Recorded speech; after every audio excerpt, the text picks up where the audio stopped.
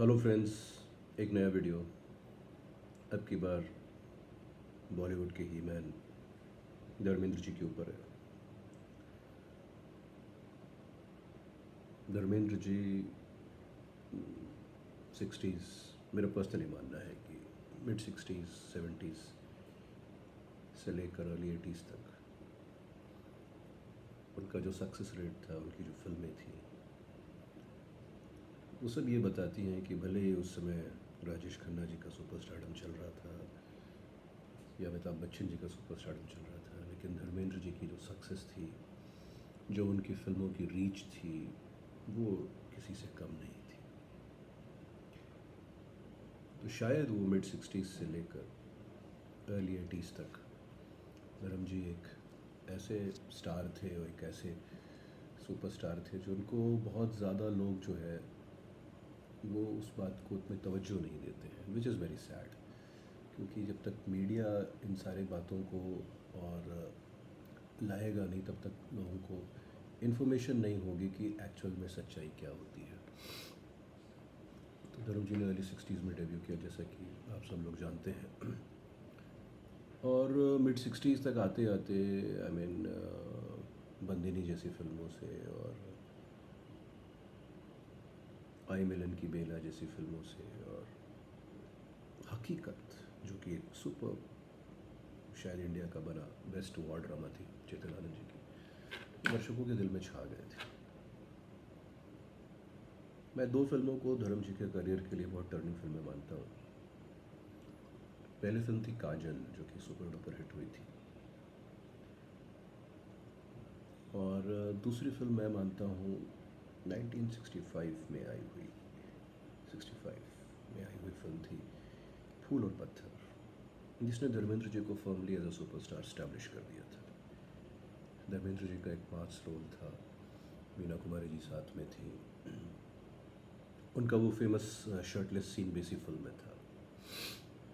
उसके बाद धर्म जी ने कभी पीछे मुड़ के नहीं देखा। वो लगातार हिट पे हिट फिल्में देते गए और एक ऐसे ऐसे वो जंक्चर पे पहुंच गए जहाँ पे वो सबसे डिपेंडेबल और सबसे बड़े मास हीरो के रूप में उभरे। हम सब धर्म जी के फैंस हैं, धर्म जी की फिल्मों से हम लोगों ने बहुत एंटरटेनमेंट लिया है और वो डायलॉग्स वगैरह हम आज भी बोलते हैं। बहारें फिर भी आएंगी, बहारों की मंजिल, और इसी बीच में लेट 60s के आसपास एक फिल्म आती है जो सारे रिकॉर्ड तोड़ देती है। उसमें धर्म जी एक स्पाई बने हैं। रामानंद सागर जी की फिल्म थी आँखें। अमेजिंग फिल्म थी, एक्शन ड्रामा थी और धर्म जी की एक्शन इमेज को उसने दोबारा पुख्ता किया था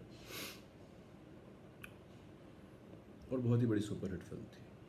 अलॉन्ग साइड इन सारी सुपरहिट फिल्मों के धर्म जी ऋषिकेश मुखर्जी जैसे डायरेक्टर के साथ अनुपमा और सत्यकाम जैसी फिल्में, सत्यकाम तो उन्होंने प्रोड्यूस भी की थी, करते रहते थे, जो कि थोड़ी मैसेज ओरिएंटेड और थोड़ा सार्थक सिनेमा उस ज़माने में माना जाता था।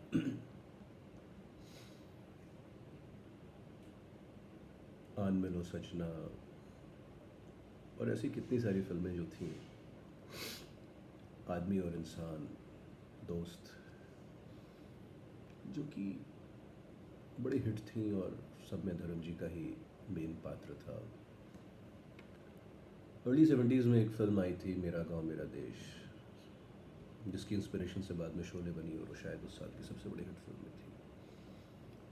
तो ये वेस्टर्न फिल्म्स के जॉनरा में वो धर्म जी ने कमाल काम किया था और वो 16 हीरो थे उस फिल्म के।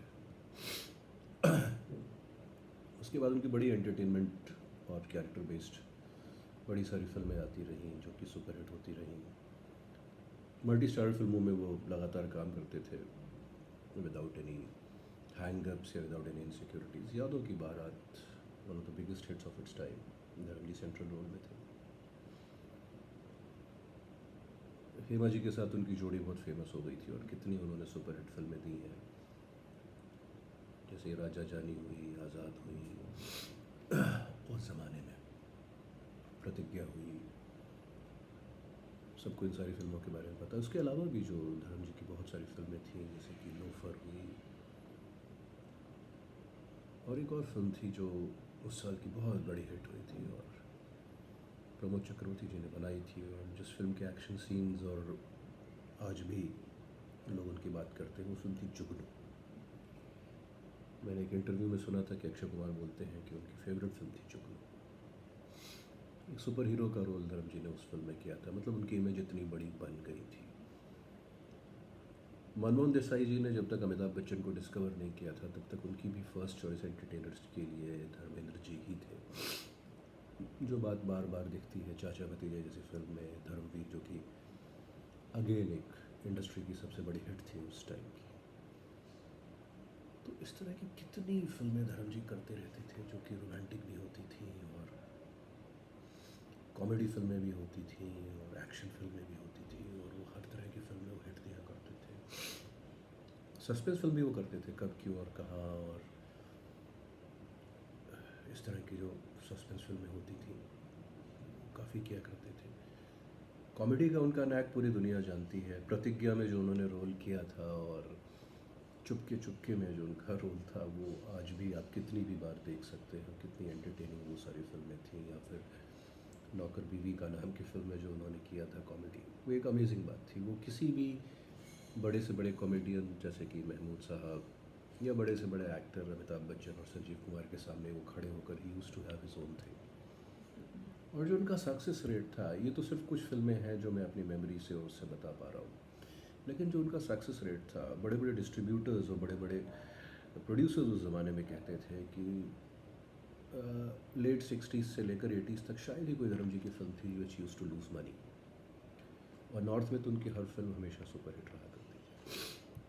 लेकिन हमारे मीडिया ने और हमारे लोगों ने, कन्वेंशनल मीडिया ने धर्म जी को कभी भी वो जगह, वो स्थान नहीं दिया जो वो डिज़र्व करते थे। और मेरे हिसाब से तो मिड 60s से लेकर 80s तक वो कमर्शियली इंडिया के सबसे डिपेंडेबल एक्टर थे, और नो डाउट एक अनडिस्प्यूटेड सुपरस्टार भी थे।